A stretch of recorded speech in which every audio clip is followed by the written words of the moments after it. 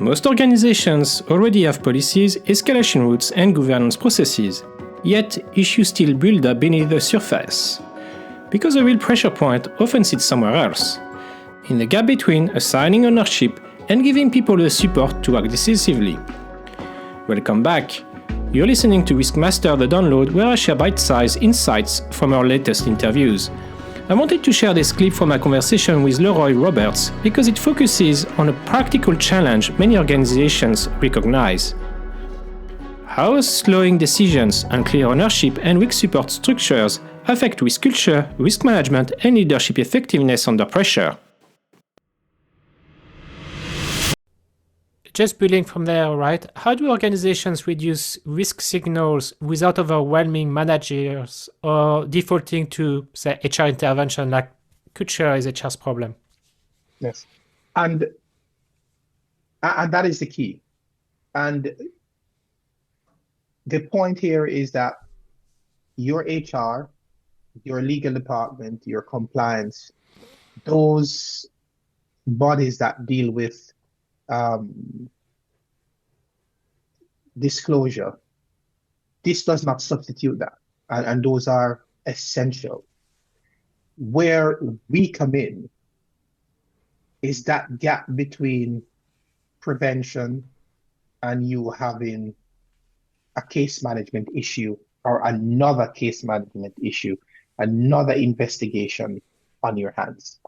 So what we want to do is to provide that support to these executive risk owners to ensure that they can identify these risk signals early and to strengthen their control mechanism to ensure that we prevent those case numbers going forward, those escalations going forward.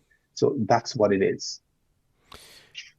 And perhaps a simple daft questions, right? Why do you think they can't do that on their own? That's a good question. And I think sometimes they believe they're already doing that because I mentioned some of the other processes they have in place. And it's a common misconception where they said, yeah, but we're already doing that. But the question is it working? And because this is something that I've been wrestling with for some time, I have been able to identify where the gap is, right between the existing support system that they have in place and where the gap is, where things are falling through, which leads to more escalation. And I think to have a system in place which strengthen their control, which prevent the number of cases going forward to, say, for example, compliance, legal, HR, investigation, then that will definitely be a major success and a major win going forward.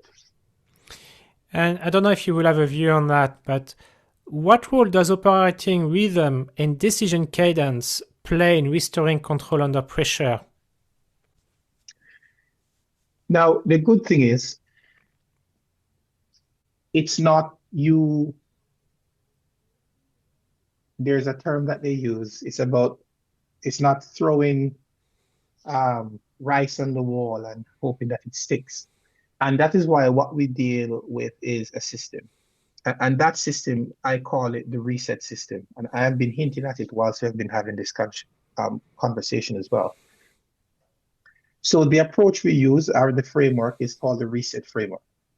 And what the reset framework does, it offers a system that helps executive risk owners to reveal the real reality, establish safety and standards, simplify systems and control, equip leaders and line managers, and of course, provide the opportunity for them to track and tune their progress over time and to present that data within a simple dashboard, which is board safe by design. And that's what we offer, a system. And a system is a repeatable process that will deliver outcome, not a random thing that you apply and you hope that it will deliver an outcome. And in order to avoid that, that is why we have devised this system. So it's about using effectively a structured approach, isn't it, to bring Correct. the situation back under control? Correct. And when leaders get this right, what changes first in their organization? What are they going to observe? The good thing is, and I've hinted at this, so we tend to lead first with a diagnostic, and it's to identify through discussion where they're having decision drug, where they're having issues surfacing.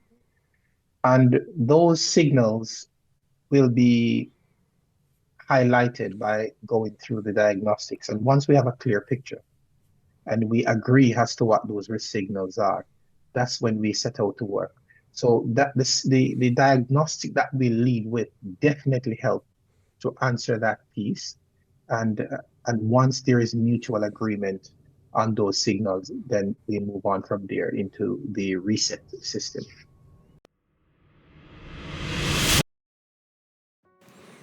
Strong controls depend on more than assigning responsibility. People need clarity, support, and decision ownership that works in practice. That is where risk culture, leadership, and risk management begin to connect operationally. And when decision drag starts to take hold, these are some of the clearest signals of how resilient the organization really is under pressure. You can hear Leroy's full perspective on risk culture, leadership, and control effectiveness in a full RiskMasters episode available on Apple Podcast, Spotify, and at vtm.com. Been assigned that specific role, understand their role, and not only understand their role, but is also supported because, and I have mentioned this prior, in order for your team to succeed, they should not only be given opportunity, but they should also be rightly equipped. Because if you're not empowering them, you're not really giving them the best chance to succeed. And that's what is needed as well. So it's not just delegation, but it's delegation with support.